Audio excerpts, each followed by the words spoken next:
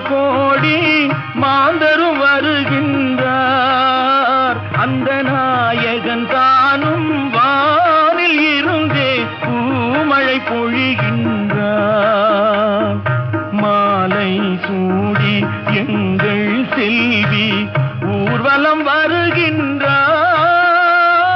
வாழ்க வாழ்க கலைமகள் வாழ்க என்றவர் பாடுகின்றார்.